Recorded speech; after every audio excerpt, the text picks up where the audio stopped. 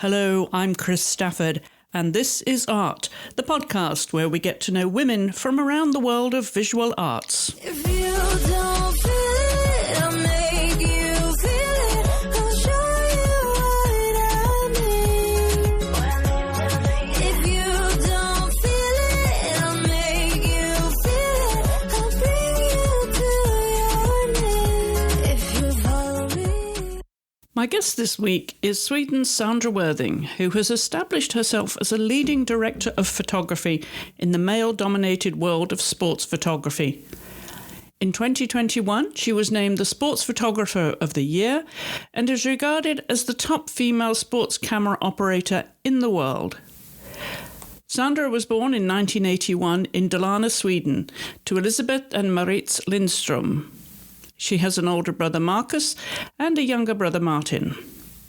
Sandra played a variety of sports as a child, although that didn't include ice hockey, but she began filming the sport at the young age of 16. She quickly adapted to the nuances of anticipating a fast-paced sport and regularly found work either on the ice or on the ski slopes. From 2017 to 2022, Sandra attended Berkeley Education to become a personal trainer and lifestyle coach. She then studied photojournalism at Mittuniversitetet in Sundsvall, graduating in 2005. Sandra covers a wide variety of sports, and in the winter this involves enduring long hours on the ski slopes, filming Nordic sports such as biathlon and, of course, ice hockey.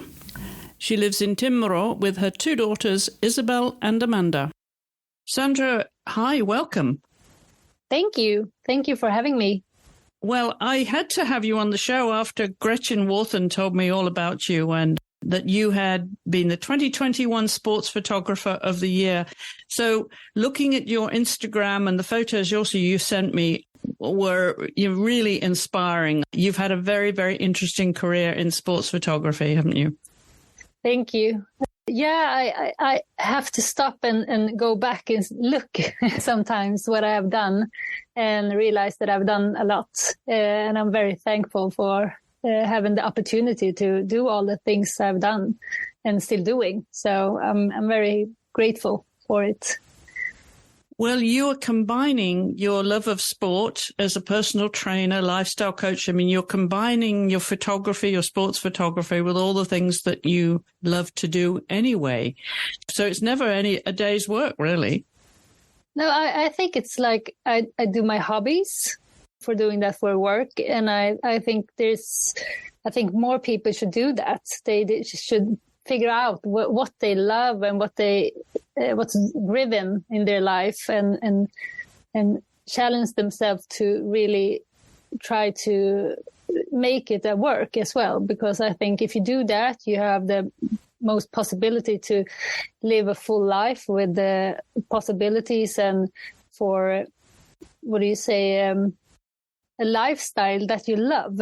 And then the work isn't so hard. And I think more people should do that. And I'm grateful for doing it. And I've made it to work because it's not always easy, but I try to make it easy. The best of both worlds. Yeah, I think so. I really think so. Tell me something more about the Sports Photographer of the Year award that you won 2 years ago, Sandra. Who were the organizers of that award?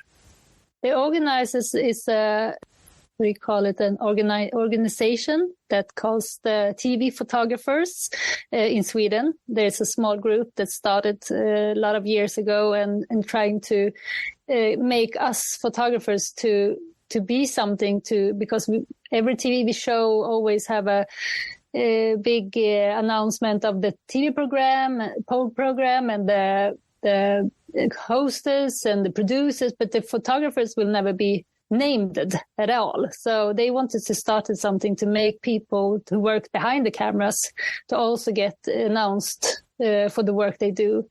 And they have had this award many years. And I know most of them to got the achievements and the prizes. And when I got it, it was a big honor to have it because it's, I think we are, what do you say? We are a small business, but we are still a lot of people working behind the cameras. And for me to get it was really a big thing for me in my career, I think. And the organization really tried to lift us who works behind the camera. And I think I'm very happy for it, and I support it really much. So. And being in television and film too, I would imagine it's a very male-dominated industry in Sweden and through Scandinavia, much as it is in the rest of the world. Yeah, it is. It is. We are not so many women in sports. General, we are not so many women at all. In the entertainment business, there are a lot of more women behind the cameras, but in sports we have very few. I think for a while it was only me filming hockey for a time, for example, or soccer. But now they're coming more. But we still have to be more people, more girls. Many comes and try it, but they do other stuff because it's tough and it's a rough. What do you say? They speak in a different way, and you have to have a lot of skin on your nose, as we say in Sweden, and be strong and take your place. And I think it's not for all people, like in every business, but I think in Sweden, I think we have girls that are strong, and we just need to let them be a part of it. And it's a male-dominant industry, but we are some girls, and I'm trying to be a role model for those who come. How was your start then in the industry? I'm sure, as you say, you were probably up against some prejudices as a woman when you got started, but talk a little bit about that, your beginning of your career. Yeah, I started when I was 16. I got the question if I would like to film the hockey in my town, Timrå. And everybody who lives in Timrå knows hockey. So I thought that would be fun. And I started. So I think we were about 23 persons or something in the beginning in the season, and started to film their hockey games. This was 1996-97 season. And in the end of the season, we were only 3 people left, and we kept on filming the hockey games for, I think, 6 years or something. I was the only left in the end. And I realized I really liked the live hockey. I liked the game. I liked the speed, action. You had to do a lot of fast decisions. And I mean, when I started, we worked with the VHA camera, and so it has happened a lot in the years. But it was a really good school to know the sports and to try to figure out how they play the puck for each other. And I know that in the beginning, when I started to film, I was always looking at the puck, how it went through the players. But nowadays I look in the faces, because I try to see where they look. If I can see where they look, I know where the puck is going. So then I'm a step ahead.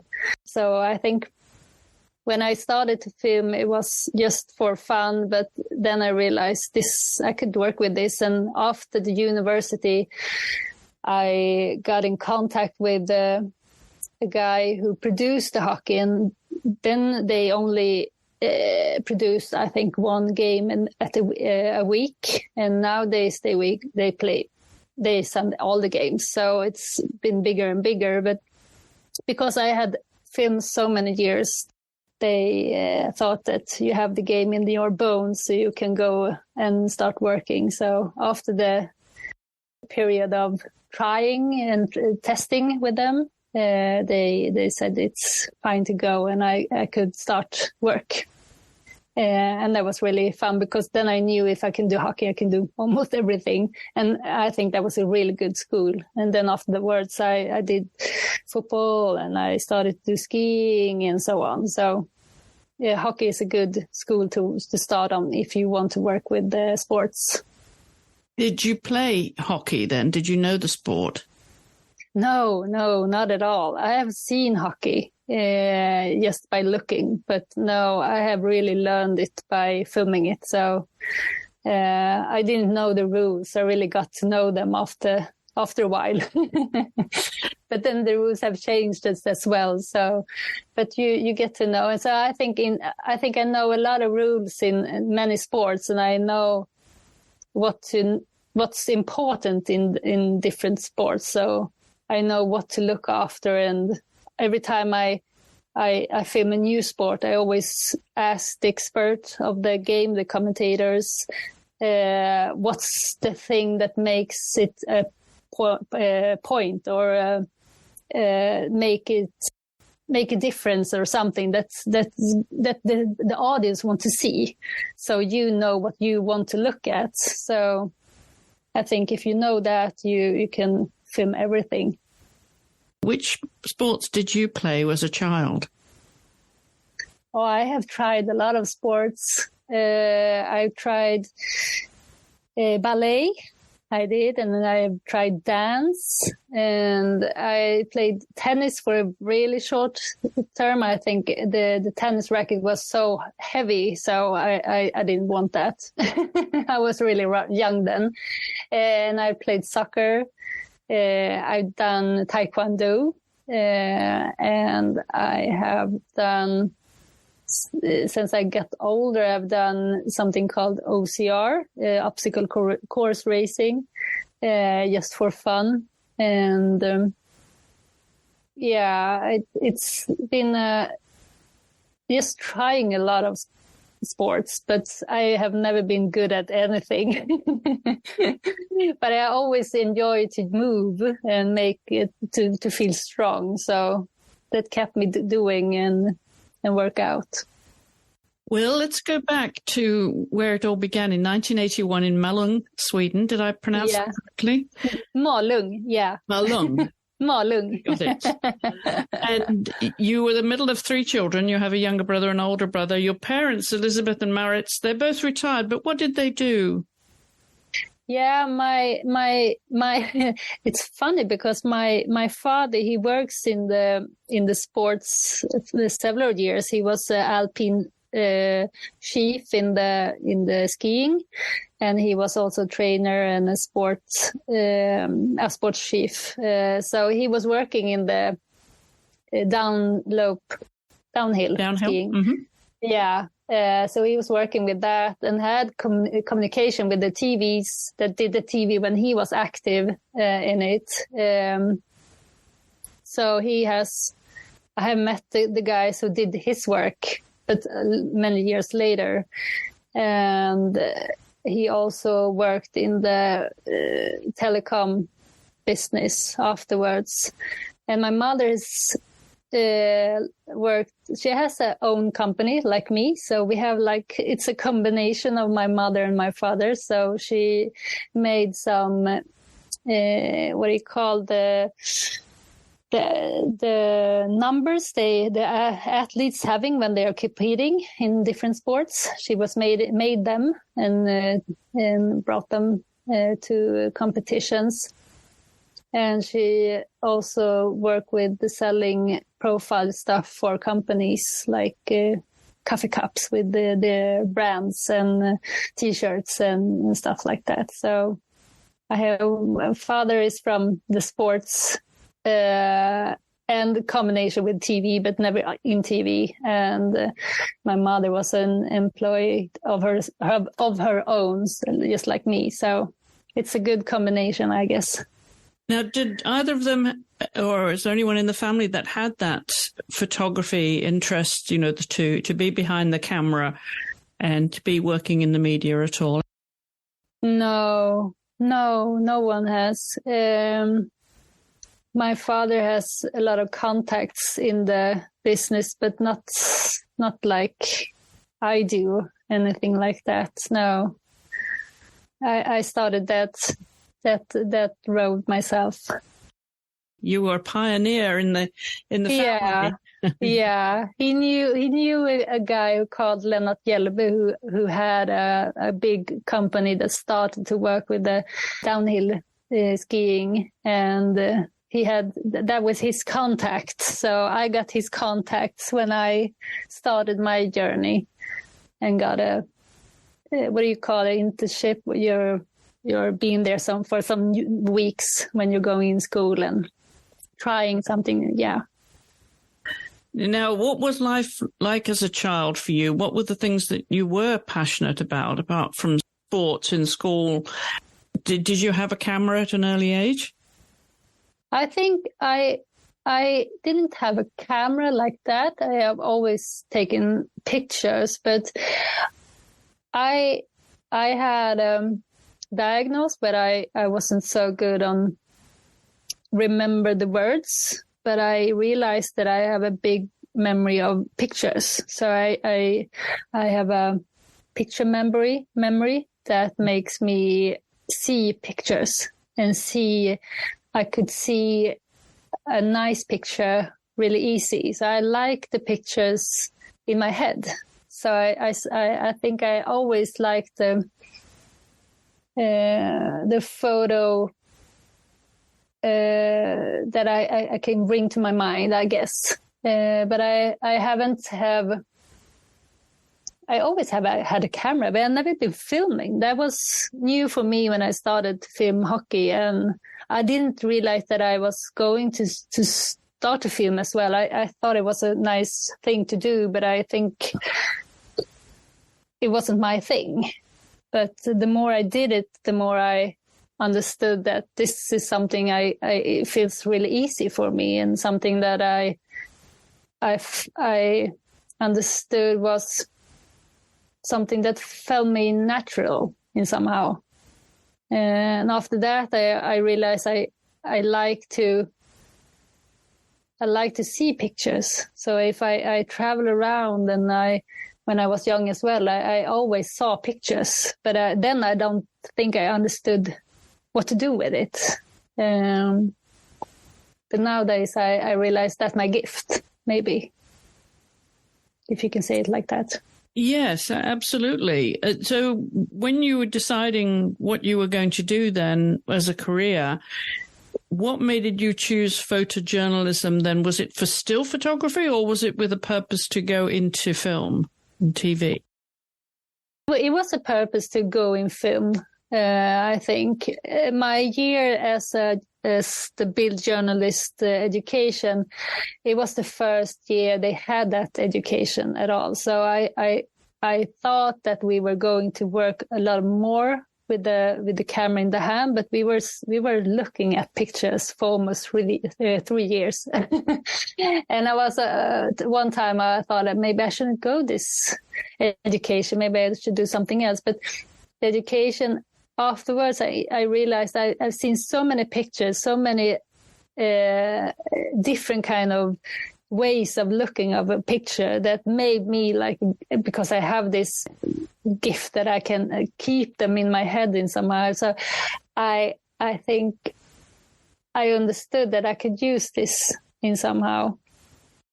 I didn't think that I was supposed to work as a Bild journalist or as a photographer for many years. I thought that I give this like 5 years, then I get a real job or something like that. But it was coming more and more exciting jobs that kept me going on. And I realized that, I really earn money for this, and it takes me to see the world, and I can learn so many new things about people and sports and places. And I think that was something that also brought me to keep going. And now I realize that I'm good at it, and I still love it. So why should I quit doing it? So, well, by now you had already trained to be a personal trainer and a lifestyle coach. So, yeah, was that the backup plan then if the photojournalism did not work? I think that as a self-employed, you have, for me, I have enough job to make it a year, if you say it like that. But I also have time for doing other stuff. And I'm a person who doesn't want to sit in the sofa and do nothing. So I had the time to do something else. And I get the opportunity to do the education of being a personal trainer. And I thought that would be a good thing to do on the side because I have the time. And the more I did that and I got the education, I started working as a personal trainer on the side, I realized that that's also a really nice and great work. You can to work with people and make them grow and make them see to go forward in the words in the life and as persons. I think that was really. It was something new to understand and see. And I also could connect those two because I work with sports and sports persons. They work with their bodies and I can now understand how they work with their bodies. So when they're moving, I could almost see the muscles working and how they had to react in some actions. If I see a skier or a hockey player, and I can see the body movements more clearly. So I thought those two work together as well.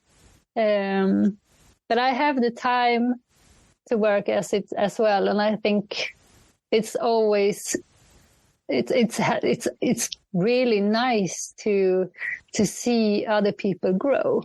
And that's another, I think I got something back for myself to see other people grow. And I like that. So those earliest jobs that were coming along, you said you started at a young age, really 16. Yeah. When you were filming, who was employing you then? Where were the jobs coming to you from? I mean, for the first 6 years, I only worked for getting like coffee. I was working for free a lot of years of those because it was like, you can go, hey, can you film us? And we get you fika, as we call it in Sweden, a coffee or a sandwich or something. And you can see the hockey games. And for me, it was just a fun thing in the starters. But then I got when I got to this producer, he introduced me to the real world in TV where I could get paid for real. And then as my mother was self-employed, I could work through her company. It started with the productions, the companies that has hockey in Sweden. It's not so many who does it, so you get known about them, and then it's got spread, and I got to do a lot of other works through other productions and TV channels. And this was all in Sweden? Yeah, it's all in Sweden. But some of the productions that I work with, they also have productions for the Olympics and the World Championships in other sports. So I've got to travel the world now, but it's always through Swedish productions, but we also film for the world feed. So everyone can see my pictures, depending in which sports and event it is. Yes, exactly. And I would imagine being Sweden, it would be a lot of winter sports that you would really cut your teeth, as they say in the business. You would really get the good experience, the foundation for your career. Yeah. And I've seen from your photos, Sandra, some of the venues you've been at. It looks bitterly, bitterly cold. I mean, we all need to be behind a camera in cold weather. It is cold. It's extra cold. It is cold.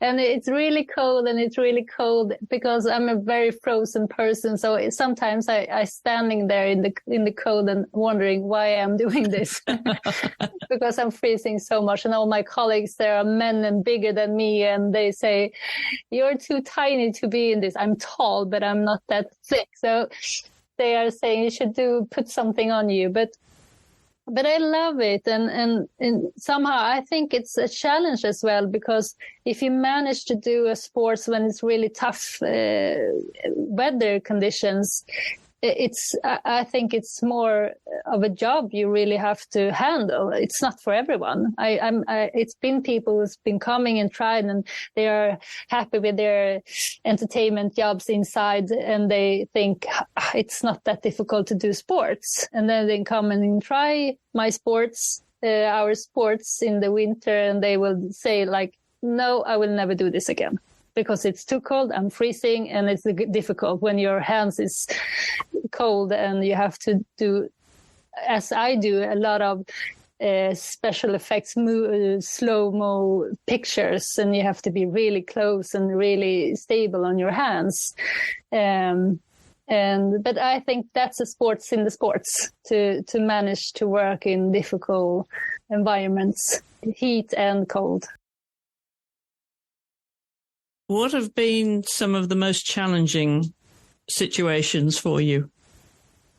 I think one thing is when we working in a village called Åre in Sweden, where we have a lot of skiing, and we are all sometimes standing in a platform in the slope for many hours. Without eating, without drinking, because if you have to, as a woman, you have to drink, you have to pee. It's not difficult to get there, so you don't drink so much, so you don't have to pee. And it's cold and it's blowing, and then it's like World Championship, and there's going to be 90 skiers going down, and then it's starting to be windy. And they are stopping the competition and says, okay, you have to wait 15 minutes. For see if it's getting calmer, and it gets 12 minutes, and then it says, okay, you have to go 15 minutes more. And after a few minutes, it's okay, 15 minutes more. So we have no chance to go away from our platform. We have to wait until they say it's okay to start skiing. And sometimes we've been standing for hours. And then they are starting, okay, now we're going. And then you have 90 skiers going down, and you have to perform and deliver pictures for the world, freezing your hands and body. And that's difficult. And then you have to, then I always say, this is not for everyone. Well, also, we would add that you'd have to be in your camera position way early before the race even starts, right? So you're already cold before you even start shooting. Oh, yeah. Yes. Yeah, I've been freezing my hands, I think, twice in some work, that you're freezing so much that it hurts, and you have to warm them up, but you have nothing really to warm them up. So you have to do like squats or doing some exercise to get you warm in your body, and then starting to put your, because you can't have so much on your hands as well. You cannot have too big gloves. You have to have heating pads or something to make you, but it's a little bit, I mean, is it only 6 degrees minus and wind? It feels like 20 degrees. So it doesn't take so much, and you get really, really cold, and then we are standing there for hours. So yeah, it's tough. And I think that scares a lot of women as well to be working in those environments. And then you have all the Nordic sports, biathlon and, ski jumping. I mean, so many cold. Yeah, there's a lot of them. You have to love it. You have to see the fun in it. But I think when the sports, the events really starts, and you're in your mind of delivering pictures, you forget about the other things. And you're just trying to do the best you can, because I almost always works with close-ups, pictures in slow-mo. I really love when I get them. It's like a competition. I want them to do something in my picture, so that will be the one that they show in a replay a few seconds later. So I think I like that adrenaline that makes you want to work and do the best you can for the seconds you have on air, if you say like that. Yes, for sure. Now, what was your parents' reaction to you doing this professionally? I think they love it both. They really love it. They admire me to traveling the world and see everything, and because my father was in the Alpine gender and traveled the world, so he has done many things that have been, but in another position. So he can rely really to what I'm experiencing. And my mother has always been traveling the world the whole life. So they really love that I do what I do and support me. And you come from a very artistic family too, don't you? Tell us about all the different talents that there are in your family. When you asked me that question, I was really, I haven't thought about it, but I do have it. My grandfather was a really good artist. He has a really nice painting of my grandmother that I still have on my fridge. They are both dead right now, but are still they're dead. and he also built violins and played it, and it was really so. And I mean, my grandmother was also painting a bit, but not so much as my grandfather.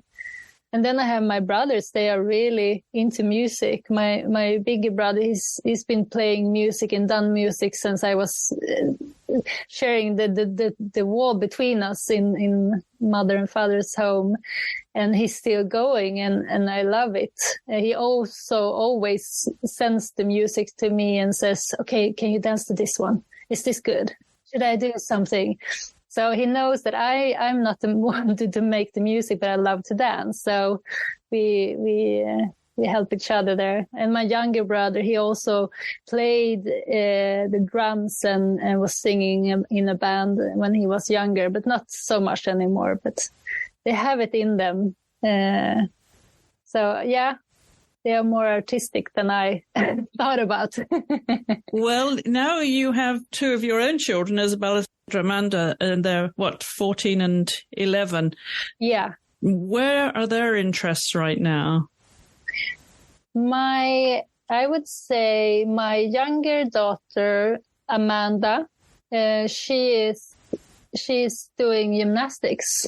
Artistic gymnastics.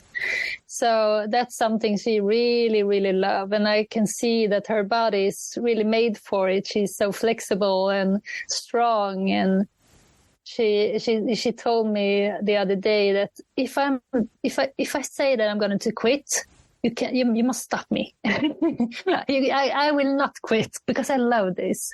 So that's really nice, and she's really artistic in that way. And my big girl Isabella, she's I would like to say, I think, I don't know if she's understand it yet, but she has artistic side that she's really good at painting, but it's nothing that she's really doing. But I've seen what she's done, and she's really, really good. And she's also right now she has a very interesting makeup and nails.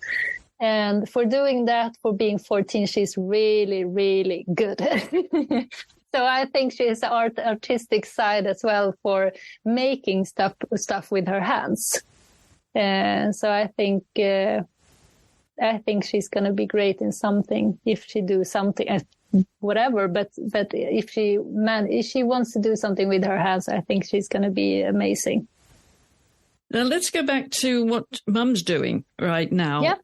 In your career, and now obviously you're very firmly established in Sweden and internationally. And when Gretchen told me about your work, she actually said that you're the best sports photographer in the world. She says? So that's quite something coming from Gretchen. Wow, that's amazing. Thank you, Gretchen. Wow.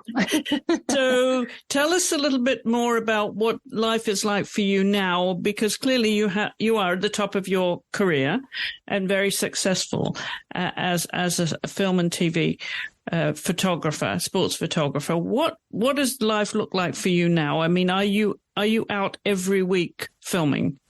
I would say that I almost every week, not every week. I moved. I lived in Stockholm, the capital of Sweden, for 12 years, and I moved back to Timrå, where I've grown up, 4 years ago.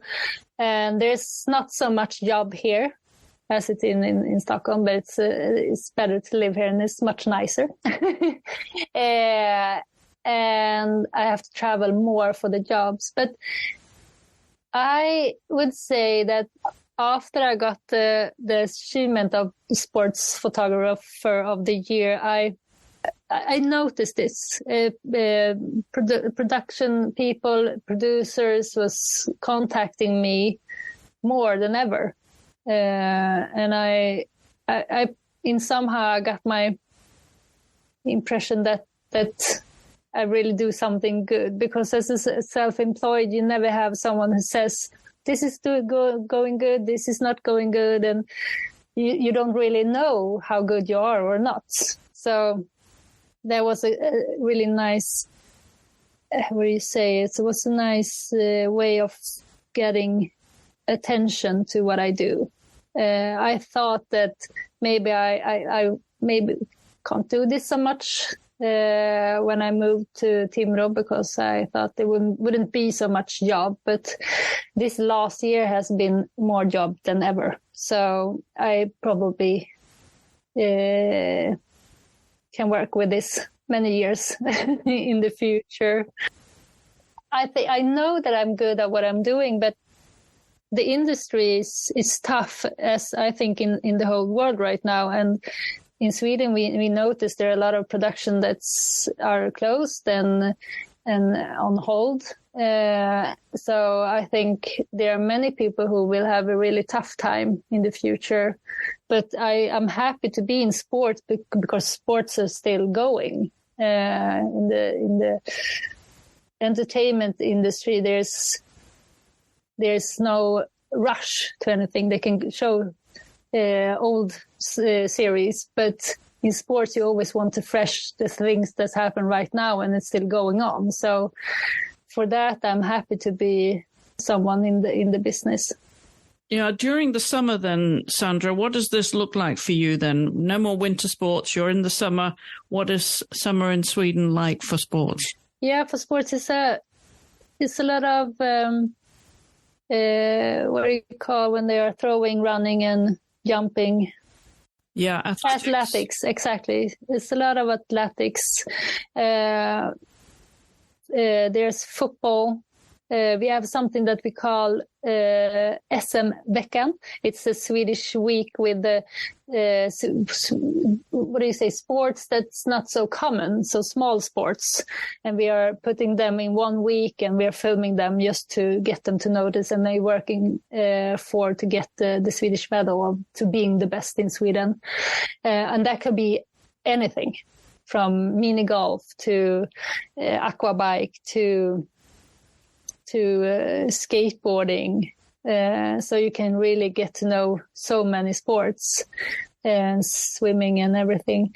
And but they are also in Sweden, also in summer, it could be Olympics, it could be a world championship or a European championship in some athletics. So it could be some difference. And then I also do a show every year in September that calls the Champion of the Champions. So they're former athletes who's competing against each other to be the champion. And that's really, really fun, because there's always some of these sportsmen and women who's are in the show that's I've been filming when they were active. So it's really nice to see them in another context. And that I've been doing for 11 years. So that's really, really fun. And what kind of challenges do you look for now? I mean, you must obviously, I'm sure, be ambitious still, because you know you can do this for a long time to come. But where would you like to be shooting, and what sports and what competitions? Yeah, I haven't done any Winter Olympic Games yet, so that's something on my bucket list.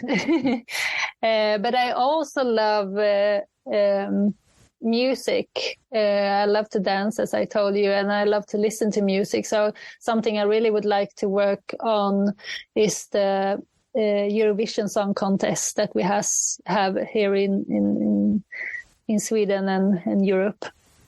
That's a really, really big show, and you have to work really hard. But I think it's those ones who works with it is so good, and to be one of those would be honorable. That's a huge production, isn't it? Eurovision Song Contest. Yeah, it is. Yes, it is. It is. So, but I've done many things that I wanted to do. So. But to do stuff again and to see, I mean, there's a lot of Olympics in the future. There's a lot of world championships, and to be where the big history things happen, it's an honor to be on, to see it in for real, and to be working on, maybe get the picture that will be looping in the future. So I think that's a thrill.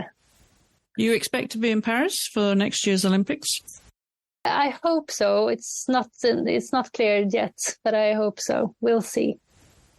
And some favorite moments then from some of the major competitions that you've covered? One thing that I really was a big thing for me, I was working on the World Championship in athletics in Moscow in Russia, 2013, I think it was. And I was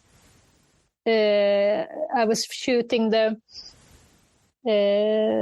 tracks when they were running, and I also had the 100-meter finals.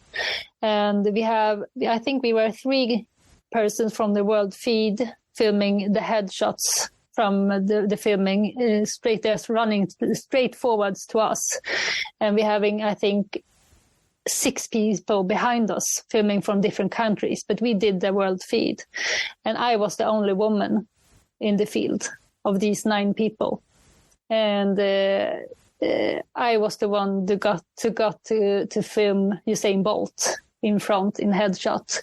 And I was thinking when I was standing there, okay, you have 9 seconds from being standing still to moving very fast forwards to you, and you have to have it in a half picture and in focus, and you have a lot of people's gonna watch this, so just do it.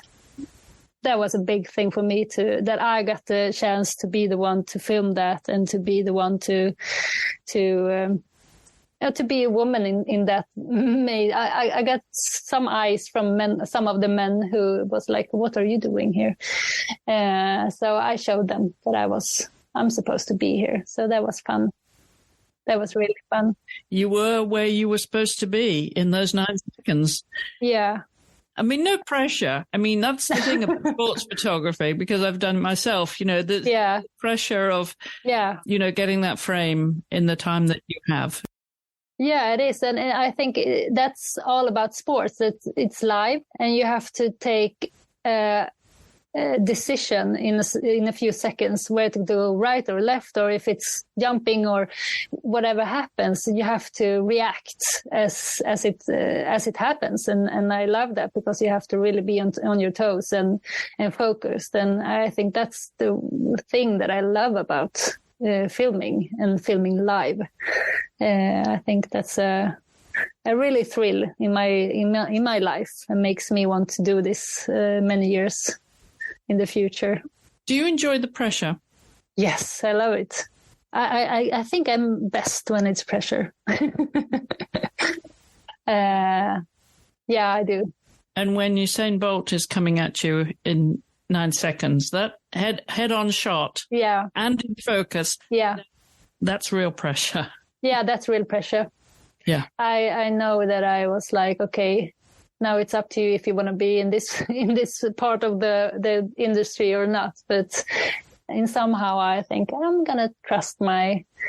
And one thing about filming people running through you in a world champion, they are not practicing. They are coming out, standing there and just running. So it's like you don't have the chance to practice. In many sports you can practice sometimes, but not in that. So that's really pressure. There is no dress rehearsal here. This is No. But that's what I love. You live in a part of the world which has fascinating light, very interesting light year round. But what is your favorite light to shoot in, Sandra?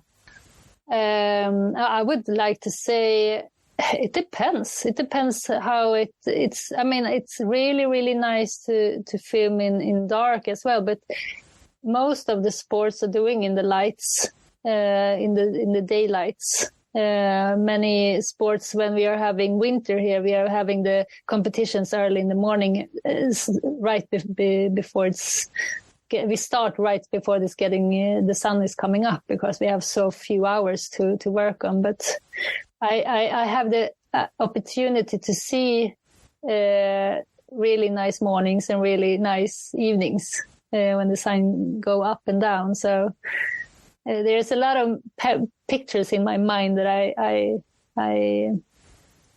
keep as a memory, just for myself. And then there's the night shooting of the skiing. Is it in Åre, Sweden, where later on in the World Cup season, where they're doing the parallel racing under lights too? And that poses a different challenge again, doesn't it? Yeah, it is, because we have to have lights from the sides, and it's difficult to see the competitions, the competitors, and you have to work with really, really good build picture.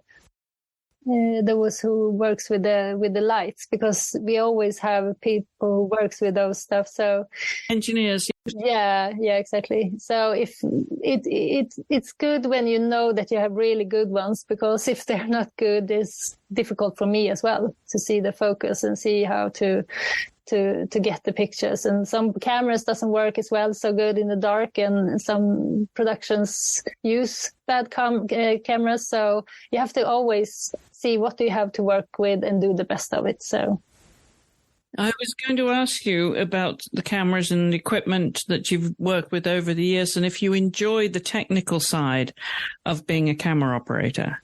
I am really not so technical interested. I am, as I always say, I come as my profession. I come with my hands and my eyes and my mind. And I leave the technical to the guys who really love that. So I am really coming as me, as my person only. But I love to have I know when I have a really good team that works with me, because then everything is easy and everything works and there's no worries, and I can always do my job really, really good. So you need to have a really good team around you. So it's a really teamwork. Absolutely. And there's always the blooper moments in a career. So you have to share some of those moments then when it just didn't go right, but it actually ended up being quite funny in retrospect. Well, I'm trying to be far away from them, but I have one story that's on my mind that was actually a blooper afterward, because I was filming in a town where we were doing skiing, and I was working. There was a magical light, and there was a really nice, what do you call it, bush in the front of so I could work with the bush and the snow and the lights, and the skier came in the background, and I can work with the bush and the skier, and it was going through, and the build producer, he said that work with what you do and then stay on the bush, and he could leave the graphics on it. So it was really nice work as it was in the picture. But then afterwards, I was really wanted to to tell him that thank you for trusting me to make that picture, because it was really, really nice. Trust me to manage to do all these, working with my focus and everything. But then I said to him, with all the people around, that thank you for trusting me and putting the graphic on my bush. And everybody laughed, so that was funny, but it was not what I meant. But everybody knew what I meant, but it was sounded a little bit funny. You all have those moments, yes. Yeah, Absolutely. That is one you'll always remember. yeah, we'll always remember that. And that's nice when you have, I mean, there was only guys I was working on, but everybody knows me and I know them, and they're really careful and really nice to me. So it was just a lot of fun. Yeah. I gave them that. So what next for you? Next, I will go to Östersund, it's called. It's a town about 2.5 hours from me. And I will film the biathlon, skiing biathlon, the World Cup. World Cup biathlon, So, yeah. Yeah. So that's the next thing to do. So that would be fun. Yeah, and that is also very, very cold too, right? You know, because you have to wait for them. It's very cold. Yeah, but I'm very happy because I'm standing in a boat. I was standing in a small house next to the shooting range, so I'm filming when they are laying down and shooting. So I'm a bit warmer than my colleagues, so I'm not going to say anything. There will be people who will freeze more than me. Absolutely. Well, that's a luxury, isn't it, to have some shelter? Yeah, it is. Yeah, sometimes so. Especially if it's windy. I'm happy. Yeah. The wind is terrible sometimes. Also, when you're filming, when the wind is taking your lens, because I always work with some big lenses and they are having this rain cover of, and the wind is taking everything. So it's difficult. I'm wondering if there's any hidden talents that you have, Sandra, that nobody else knows about. What's your secret? Now, you told us that you like to dance. Do you sing and dance? I like to dance. No, I don't sing. I don't sing. I really like to dance. I can really show myself off just to make people have fun. So I can dance in whatever you want me to dance in. And you can probably sing the lyrics to every ABBA song too. I wish I could. I love ABBA. It's Swedish treasure. So I'm happy ABBA is from us. But I think I must say that Swedish music is so big in the world right now. So I'm very proud to be Swedish in many ways, to represent a lot of good artists. So it's yeah. But something that not so many knows, that I'm really tall. I think that's a gift, and that's a talent. So I'm 186 tall in Swedish centimeters. I think it's like 6. Secret weapon. Yeah, that's a secret weapon. So when I come, I can look down on those boys who's a little bit angry that I'm taking their job, and say that you have to fight with me. So finally, what would you say to young girls that are coming into the industry, Sandra, in the best way to really make their mark? I think to focus on what you think is fun and what you like about it, because if you think it's fun and you like it, and then you're going to be good at it, and don't give up. I mean, there is a lot of girls who are really shy and they don't believe in themselves. But I think if you really think you want to do it, you can do it, and still try to do it, and don't give up. Don't give up, and don't be fooled about how hard it is or how technical everything have to be. It doesn't have to be that technical. There's a lot of things you can do in TV and in film industry that is not that technical, that scares a lot of girls.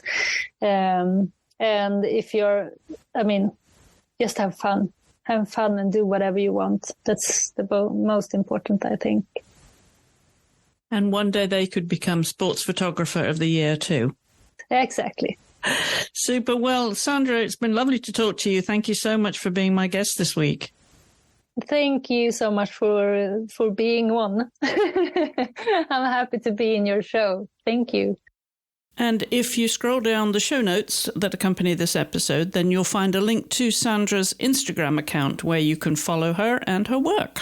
And whilst you're on Instagram, please do give us a follow and leave any comments, questions or suggestions for guests where you can message us there. And of course, we'd love it if you would share the show with anyone who you think would enjoy it. And although we have a few episodes left to go before the end of the year and the end of season 1, I do want to let you know, especially if you've been following us all season and know that the episode currently drops on a Saturday morning Eastern time, that from our first episodes in season 2, we will be dropping the new episode every Tuesday at 5:30 a.m.